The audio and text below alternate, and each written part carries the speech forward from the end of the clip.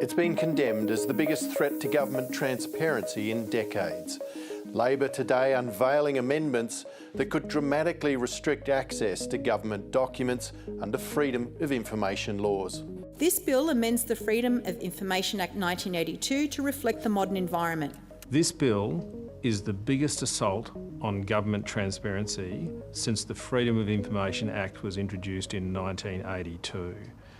This bill, if passed, will make government completely opaque. The government insists FOI laws are broken. It says departments are tied up with costly fishing expeditions and public servants are withholding frank and fearless advice for fear of being outed. And there are too many anonymous, vexatious and frivolous applications. Last year, public servants spent more than 1 million hours processing FOIs, not doing policy, not helping people out there with their issues.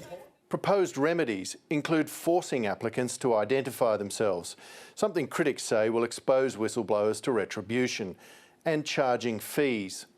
But the most dramatic change would be for a wider range of documents to be classified as advice to Cabinet, which is blocked from release. What this bill will do is wrap a secrecy blanket over pretty much any matter that's being considered by Cabinet or any matter that is in some way controversial. This is a fundamental attack on your right to know where the billions of dollars of government money is going, where the resources of public servants are going, and where the direction of your government is going. It's becoming a very secretive government, and Anthony Albanese said in 2019 he was going to be transparent, he was going to be open, he was going to do things differently.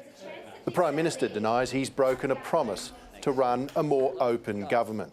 The current delays, obstacles, costs and exemptions make it easier for the government to hide information from the public than to actually give it out. That is just not right. Today, he's insisting the changes are also about national security, pointing to concerns in the Jewish community over Iranian FOI applications about security at Jewish sites, including synagogues and schools. Anyone can set up a Gmail address. It could be someone backed by a foreign government seeking interference, and we do not know. Despite assurances that the reforms are all about making the FOI system more effective and efficient, the changes have few friends. The Coalition says Labor's plan to charge for applications is a tax on truth, and the crossbench is sceptical. I might be more trusting if the government showed greater commitment to other transparency measures. Publishing ministerial diaries and disclosing sponsored parliamentary Orange Pass holders, as the crossbench has repeatedly urged. Then there's the record of both major parties. The Centre for Public Integrity reports that since the Turnbull government, there's been a steady increase in the proportion of FOIs that are refused. At the same time, applications that are granted in full, that is without sections that have been blacked out, have collapsed dramatically under the Albanese government. With Scott Morrison, at least you knew he was being secret.